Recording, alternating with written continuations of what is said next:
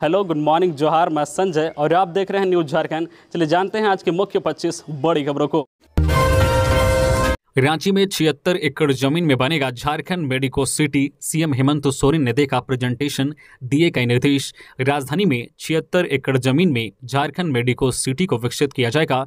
PPP mode पर स्थापित होने वाले मेडिको सिटी में लगभग 4 से 5 हजार करोड़ रुपए का निजी निवेश होगा। वहीं इस सिटी में 10 से ज्यादा मल्टी सुपर स्पेशलिटी हॉस्पिटल बनाए जाएंगे। मेडिको सिटी की स्थापना को लेकर सीएम हेमंत सोरेन ने 10 मई बुधवार को अधिकारियों के साथ उच्च स्तरीय बैठक की। इस दौरान उन्होंने झारखंड मेडिको सिटी की consultancy agency Ernst and Young presentation को देखा और कई अहम निर्देश दिए। उन्होंने कहा कि रिनपास की जमीन पर पीपीपी मॉडल पर झारखंड मेडिको सिटी का स्थापना प्रस्तावित है। ऐसे में जमीन का उचित इस्तेमाल हो, निवेशकों को उनकी जरूरत के हिसाब से अस्पताल निर्माण के लिए जमीन दी जाए, इसका विशेष तौर पर ध्यान रखें। मुख्यमंत्री ने कहा कि झारखंड मेडिको सिटी परिसर में कॉमन यूटिलिटी सर्विस, बिजली, पेयजल, सड़क, ड्रेनेज और sewerage, street lights, biomedical waste के डिस्पोजल के लिए आधुनिकतम तकनीकों का इस्तेमाल किया जाए ताकि देश दुनिया के सामने इसे एक मॉडल मेडिकल हब के रूप में रख सकें। गुमला में भीषण सड़क हादसा, महिला सहित 3 की मौत, 1.5 दर्जन लोग घायल। गुमला जिले के बसिया प्रखंड स्थित कुम्हारी बजरंगी चौक के समीप बुधवार की रात भीषण सड़क हादसा हुआ है। बाइक एवं टेम्पो के बीच जोरदार टक्कर में 3 लोग की मौत हो गई, जबकि 1.5 दर्जन लोग घायल हो गए। इसमें 4 लोग की स्थिति गंभीर है। मृतकों में अखबार विक्रेता बसिया सनीचर टोली निवासी लालचंद उरांव 18 वर्षीय, रमेश उरांव 20 वर्षीय और कारा लोया गांव की मनीषा कोंगाड़ी 30 वर्षीय है। वही 20 वर्षीय समीर उरांव, 2 वर्षीय आकांक्षा टोप्पू, आकांक्षा के पिता संजय टोप्पू व मां चंपू बारला की स्थिति नाजुक है। इन घायलों को बसिया में इलाज के बाद रिम्स रेफर किया गया है। टेम्पो में 18 से 19 लोग सवार थे। ये लोग कुम्हारी बाजार से करंज रूट पर जा रहे थे, जबकि लालचंद, रमेश एवं समीर एक ही बाइक में सवार होकर करंज से कुम्हारी की ओर जा रहे थे। तभी दोनों वाहनों के बीच आमने सामने जोरदार टक्कर हुई। बाइक की रफ्तार अधिक थी। टेम्पो से टकराने के बाद टेम्पो पलट गया, जिससे घटनास्थल पर ही मनीषा कोंगाड़ी की मौत हो गई, जबकि अस्पताल लाने के बाद लालचंद और रमेश की जान चली गई। 2024 में भाजपा को हराने के चुनावी अभियान पर रांची पहुंचे नीतीश कुमार। हेमंत सोरेन से मिलने के बाद कही ये बात। बिहार के मुख्यमंत्री नीतीश कुमार वर्ष 2024 के लोकसभा चुनाव में भारतीय जनता पार्टी भाजपा के खिलाफ विपक्षी दलों को एकजुट करने के अभियान पर रांची पहुंचे। यहां से सीधे कांके रोड स्थित मुख्यमंत्री आवास पहुंचे। नीतीश कुमार ने यहां झारखंड के मुख्यमंत्री हेमंत सोरेन के साथ आगामी चुनाव पर राजनीतिक चर्चा की। बिहार के सीएम नीतीश कुमार ने कहा है कि विपक्ष को एकजुट करने के अभियान पर निकले हैं, इसी के तहत झारखंड आना हुआ है। नीतीश कुमार ने हेमंत सोरेन के साथ संयुक्त रूप से प्रेस कॉन्फ्रेंस में कहा है कि देश में इतिहास बदला जा रहा है। देश में विकास नहीं हो रहा, सिर्फ विकास की बात हो रही है। बिहार के मुख्यमंत्री ने कहा है कि ऐसे में हम लोग यानी विपक्ष के लोग एकजुट हो गए हैं। झारखंड बिहार का रिश्ता पुराना है। कोरोना के दौर में आना जाना कम हुआ है, लेकिन अब आगे फिर से साथ में काम करना है। हीट स्ट्रोक, हीट रैश का खतरा बढ़ा। झारखंड में बढ़ते तापमान के बीच मौसम विभाग ने दी ये सलाह। श्री आनंद ने कहा है कि झारखंड में तापमान 40 डिग्री या उससे अधिक हो चुका है। इस लोगों को गर्मी से होने वाली परेशानियों से जूझना पड़ रहा है। लोग असहज महसूस कर रहे हैं। खासकर बुजुर्ग और बच्चों के स्वास्थ्य पर इस गर्मी का प्रतिकूल प्रभाव पड़ सकता है, इसलिए सावधान रहने की जरूरत है। श्री आनंद ने भारत मौसम विज्ञान विभाग की ओर से 10 परामर्श जारी किए हैं। इसमें सलाह दी गई है कि दिन में लोग 11 बजे से 3 बजे के बीच घर से बाहर ना निकले। गर्मी के प्रकोप से बचने के लिए हल्के रंग के ढीले ढाले सूती कपड़े पहने। बाहर निकलना जरूरी हो तो सिर ढककर बाहर जाएं। टेम्पो या छाता का इस्तेमाल करें। मौसम विभाग के मुताबिक लोगों को ज़्यादा से ज़्यादा पानी पीते रहना चाहिए।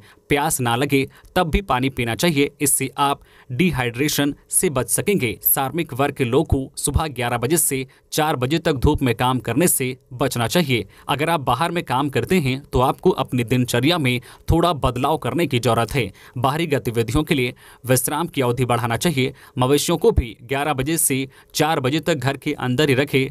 पौधों व फसलों की लगातार सिंचाई करने की सलाह मौसम विज्ञान केंद्र ने दी है। सबसे जरूरी और महत्वपूर्ण सलाह यह है कि अगर आप धूप में निकलते हैं तो हीट स्ट्रोक, हीट रैश या हीट क्रैम्प्स के लक्षणों को पहचानने की जरूरत है। मसलन चक्कर आना, सिर दर्द, पसीना और किसी तरह का दौरा पड़े, आपको लगे कि आप बेहोश हो सकते हैं, खुद को बीमार महसूस करें तो तत्काल डॉक्टर के पास जाएं और इस भीषण गर्मी के मौसम में सावधान रहें और सतर्क रहें। रामगढ़ के नाईसराय में सरिया लदे ट्रेलर की चपेट में आने से एक महिला की मौत, घंटों सड़क जाम। रामगढ़ शहर के नाईसराय मोड़ के समीप एक बाइक सवार को ट्रेलर ने अपनी चपेट में ले लिया। घटना में बाइक सवार 28 वर्षीय सबीना खातून की घटनास्थल पर ही मौत हो गई, जबकि शहादत हुसैन व उसका 1.5 साल का बच्चा घायल हो गया। इस घटना के विरोध में लोगों ने घंटों सड़क जाम कर दिया। महुआ टोला भुरकुंडा निवासी शहादत हुसैन अपनी बाइक से पत्नी सबीना खातून और 1.5 साल के बच्चे के साथ रांची रोड की ओर जा रहे थे। इसी दौरान रांची रोड की ओर ही जा रहे ट्रेलर ने बाइक सवार को अपनी चपेट में ले लिया। इस घटना में बाइक चला रहे शहादत हुसैन और उसका 1.5 साल का बच्चा घायल हो गया है। वहीं पत्नी सबीना खातून की मौके पर ही मौत हो गई। घटना के बाद लोगों ने सड़क को बांस बल्ली लगाकर जाम कर दिया। सूचना पर रामगढ़ थाना प्रभारी रोहित कुमार और सीओ सुधीर कुमार वहां पहुंचे और सड़क जाम कर रहे लोगों को समझाने का लगातार प्रयास किया। बाद में सरकारी प्रावधान के तहत हर संभव सहायता का आश्वासन पर जाम को लगभग 4 घंटे बाद हटाया जा सका। जब्त ट्रेलर को रामगढ़ थाना लाया गया। वहीं मृत महिला के शव को पोस्टमार्टम के लिए सदर अस्पताल भेजा गया। हेमंत सोरेन ने 107 सहायक वकीलों को नियुक्ति पत्र दिया। कहा, लोगों को न्याय दिलाने के लिए सीखें स्थानीय भाषा। झारखंड के मुख्यमंत्री हेमंत सोरेन ने बुधवार को 107 सरकारी सहायक वकीलों एपीपी को नियुक्ति पत्र सौंपा। मुख्यमंत्री ने सहायक लोक अभियोजकों को नियुक्ति पत्र सौंपने के बाद कहा है कि आप लोगों को स्थानीय भाषा सीखनी चाहिए ताकि लोगों को न्याय दिलाने में मदद मिल सके। राजधानी रांची के धुरवा स्थित प्रोजेक्ट भवन में एपीपी को नियुक्ति पत्र सौंपने के बाद सीएम उन्हें संबोधित कर रहे थे। मुख्यमंत्री श्री सोरेन ने कहा है कि देश में 28-29 राज्य हैं, झारखंड भी उनमें से एक है, लेकिन झारखंड का सामाजिक ताना बाना, यहाँ की भौगोलिक संरचना अन्य राज्यों से अलग है। हर जिले में अलग अलग भाषा, रहन सहन, बोलचाल है। बहुत से ऐसे गांव हैं जहां लोग हिंदी भी नहीं जानते हैं, अपनी मातृभाषा के अलावा उन्हें कोई भाषा नहीं आती है। मुख्यमंत्री ने कहा है कि आप सरकारी वकील बने हैं, आपको उनके साथ संवाद स्थापित होगा, तभी आप उनको न्याय दिला पाएंगे। अगर उनसे संबंध नहीं बना पाएंगे तो मैं स्पष्ट रूप से कहूंगा कि उन्हें न्याय दिलाने में आपको कई कठिनाइयों का सामना करना पड़ेगा। हेमंत सोरेन ने यह भी कहा है कि सहायक लोक अभियोजकों की ट्रेनिंग के दौरान उन्हें स्थानीय भाषा की भी जानकारी हो, इसकी व्यवस्था की जानी चाहिए। ईडी की निलंबित आईएएस पूजा सिंघल पर बड़ी कार्रवाई। पल्स हॉस्पिटल समेत 4 अचल संपत्तियों को स्थायी रूप से किया जब्त। बहुचर्चित मनरेगा घोटाले में मनी लॉन्ड्रिंग के तहत जांच के दौरान गिरफ्तार झारखंड के पूर्व खान सचिव निलंबित आईएएस पूजा सिंघल के विरुद्ध ईडी की बड़ी कार्रवाई को निर्णायक प्राधिकार एजुकेटिंग अथॉरिटी की भी मुहर लग गई है। बीते 1 दिसंबर को अस्थायी रूप से जब्त पूजा सिंघल की 82.77 करोड़ की 4 अचल संपत्तियों की निर्णायक प्राधिकार की मुहर लगते ही बुधवार को स्थायी रूप से जब्ती हो गई। इन संपत्तियों में रांची के बरियातू रोड स्थित पल्स सुपर स्पेशलिटी अस्पताल, pulse diagnostic and imaging centre व 2 भूखंड शामिल हैं। ईडी ने फिलहाल इन्हें तब अस्थायी रूप से जब्त किया था। अब एजुकेटिंग अथॉरिटी की मुहर लगने के बाद इस पर सरकार का स्थायी कब्जा हो गया है। अब अस्पताल व जो है डायग्नोस्टिक सेंटर का संचालन कैसे होगा, इस पर ईडी जल्द ही निर्णय लेगी। अब यह तय हो गया है कि अब अस्पताल का संचालन जारी रहता है, तब वह सरकार की देखरेख में होगा। सिल्ली में मुखिया के पति का हत्यारा गिरफ्तार। 24 घंटे के अंदर पुलिस ने सुलझाया मामला। राजधानी रांची के सिल्ली थाना क्षेत्र में मंगलवार को हुए मुखिया पति की हत्या मामले में पुलिस ने 24 घंटे के भीतर हत्यारे को गिरफ्तार कर लिया है। मंगलवार को सिल्ली प्रखंड के गोडाडी पंचायत की मुखिया सावना देवी और उनके पति सरवन मुंडा पर जानलेवा हमला किया गया था। हमले में सरवन मुंडा की मौत हो गई थी, जबकि मुखिया घायल हो गई थी। मुखिया और उसके पति पर उसके ही गाँव के रहने वाले रविंद्र मुंडा ने हमला किया था। पुलिस ने मामले में कार्रवाई करते हुए बुधवार को आरोपी को गिरफ्तार कर लिया है। आरोपी के पास से हत्या में प्रयोग किया गया चाकू भी बरामद किया गया है। रांची के ग्रामीण एसपी नौशाद आलम ने बताया है कि हत्या की वारदात को अंजाम देने के बाद आरोपी अपने एक रिश्तेदार के घर पर जाकर छिप गया था। टेक्निकल सेल के जरिए मिली जानकारी के बाद उसे बुधवार को गिरफ्तार किया गया है। साहिबगंज में 2 पावर सब स्टेशन के राजमहल विधायक और सांसद ने किया उद्घाटन। कहा, अब लो वोल्टेज की समस्या होगी खत्म।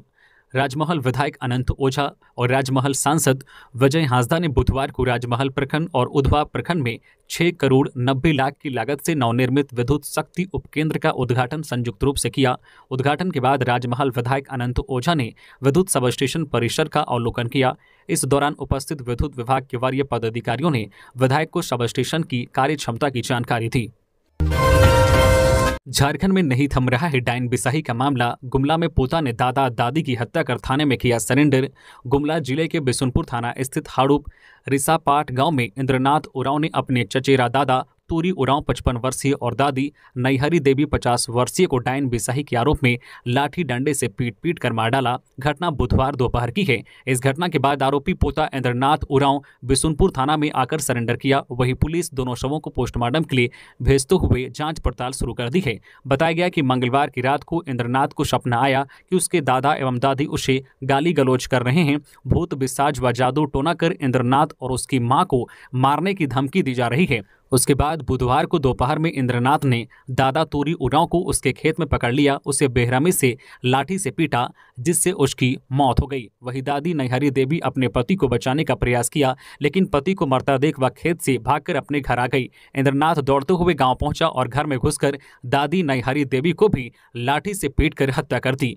दादा दादी की हत्या करने के बाद इंद्रनाथ ने बिशुनपुर थाना में सरेंडर कर दिया। घटना की सूचना के बाद पुलिस देर शाम गाँव पहुंची। चूंकि रिसापाट गांव घोर नक्सल इलाका है, इसलिए दोनों शवों को बरामद करने एवं आरोपी को गिरफ्तार करने के लिए पुलिस पूरी तैयारी के साथ रिसापाट गांव घुसी। दंपति के शव को कब्जे में लेकर पुलिस थाना पहुंची। वही थाना में आकर सरेंडर करने वाले आरोपी इंद्रनाथ उरांव को गिरफ्तार कर लिया गया। थाना प्रभारी कुंदन कुमार ने कहा है कि प्रथम दृष्टया वृद्ध दंपति की हत्या जमीन विवाद और अंधविश्वास को लेकर हुई है। आरोपी इंद्रनाथ को गिरफ्तार कर लिया गया है। पुलिस हर पहलुओं पर जांच कर रही है।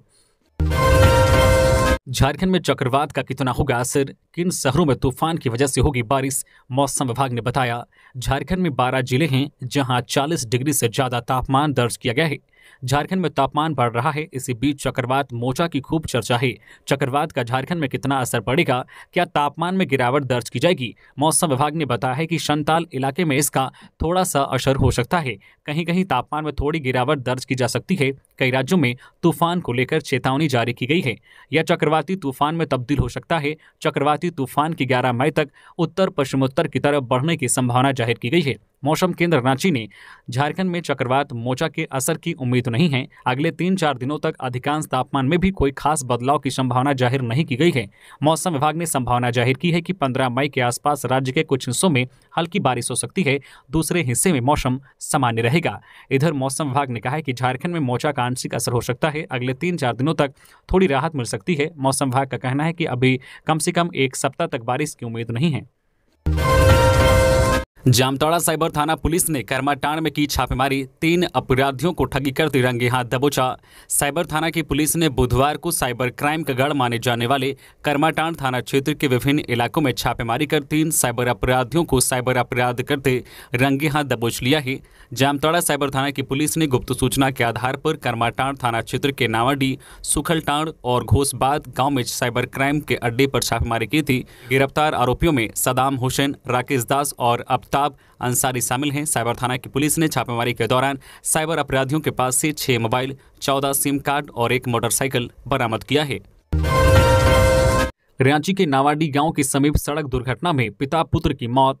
रांची टाटा मार्ग स्थित दशमफोल थाना क्षेत्र के नावाडी गांव के समीप सड़क हादसे में पिता पुत्र की मौत हो गई। बताया गया है कि स्कॉर्पियो की चपेट में आने से बाइक सवार पिता पुत्र गंभीर रूप से घायल हो गए, जिसे उपचार के लिए अनुमंडल अस्पताल बुंडू लाया गया, जहां चिकित्सकों ने दोनों को मृत घोषित कर दिया।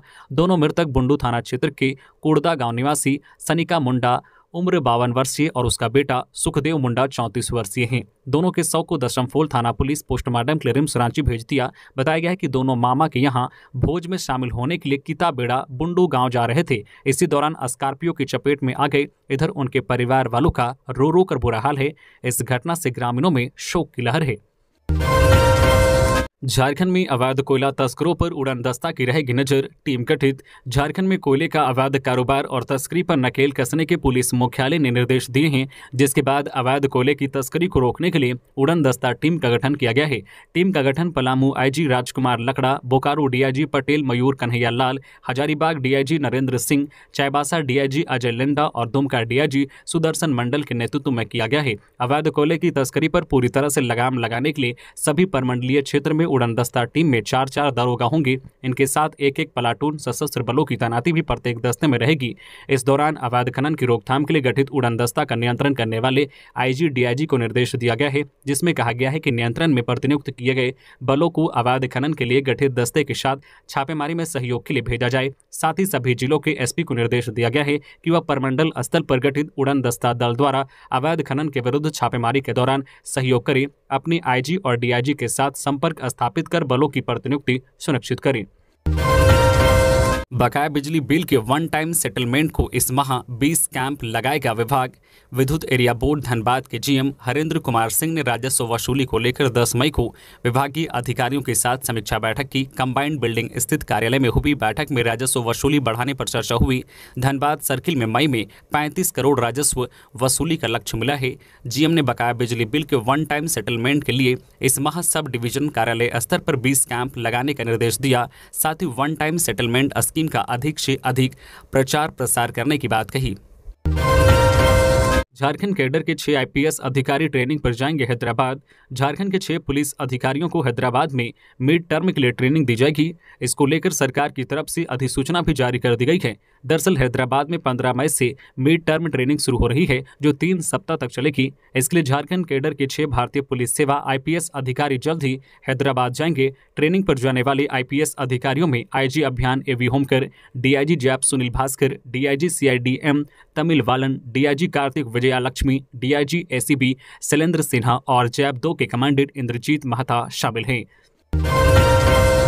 चतरा में खेलते समय कुएं में गिरा 3 साल का मासूम, जान बचाने के लिए 13 साल की बच्ची ने लगा दी छलांग।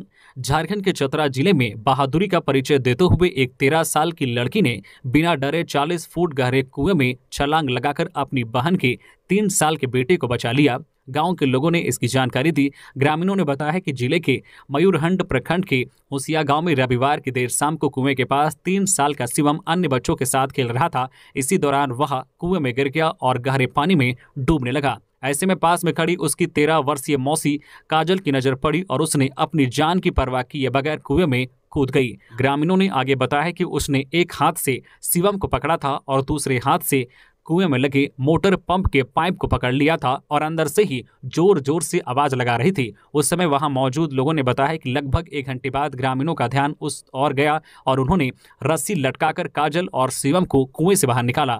उन्होंने बताया कि जल्दबाजी में गहरे कुएं में छलांग लगाने से 8वीं कक्षा में पढ़ने वाली काजल को सिर और शरीर के अन्य हिस्सों में चोट लगी है। इसके बाद उसे मंगलवार को ग्राम पंचायत के नेताओं, मुखिया व अन्य लोगों के सहयोग से शेख भिखारी मेडिकल कॉलेज भेजा गया। वही चतरा के उपायुक्त अब्बू इमरान ने बताया कि उन्होंने लड़की के काम और उसके परिवार की जानकारी मंगवाई है। उन्होंने कहा है कि निश्चित तौर पर न सिर्फ उसे बहादुरी के लिए पुरस्कृत किया जाएगा, बल्कि आगे भी उसका नाम बहादुरी पुरस्कारों के लिए भेजने के लिए विचार किया जाएगा।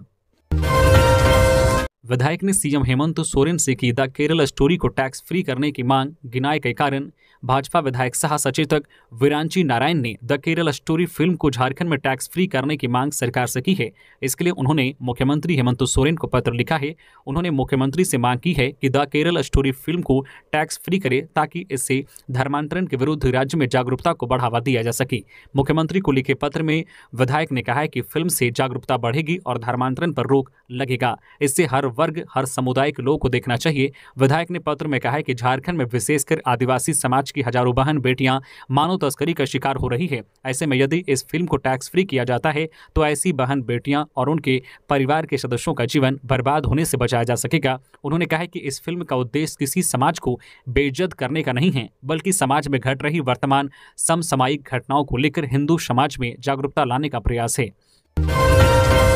भूमि घोटाला मामले में रैयत जयंत कर्नाड ने ईडी के सामने कराया अपना बयान दर्ज।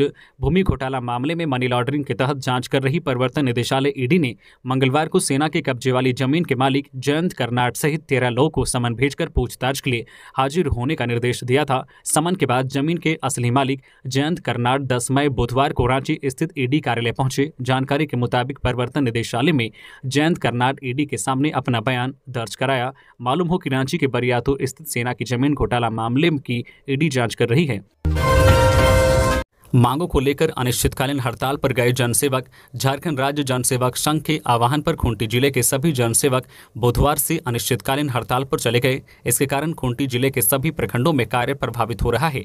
ज्ञात हो कि जिले के जनसेवक अपने कार्यों के अतिरिक्त कल्याण पदाधिकारी, प्रखंड संख्याकी पर्यवेक्षक, प्रखंड आपूर्ति पदाधिकारी, प्रखंड सहकारिता प्रसार पदाधिकारी, निर्वाचन नजारत, एमजीएम पंचायत सचिव जैसे महत्वपूर्ण पद के प्रभार में हैं। जनसेवक संघ के जिला सचिव सचिव नलिन कुमार ने बताया कि जन सेवकों की नियुक्ति 2012 में 24 रुपये के ग्रेड पे पर की गई थी। जन सेवकों की 11 सूत्री मांग है कि डीडीओ परिवर्तन, राज्य स्तरीय वरीयता सूची, प्रखंड कृषि पदाधिकारी में प्रमोशन जो है, एमएसपी का तत्काल लाभ, जन सेवकों को जो है तकनीकी पद मानते हुए प्रारंभिक वेतनमान 4200 देना, गैर कृषि कार्यों से मुक्ति, कृषि शिक्षा परिषद का गठन जो है, सीमित प्रतियोगिता परीक्षा में शामिल होने की अनुमति आदि की मांग शामिल हैं।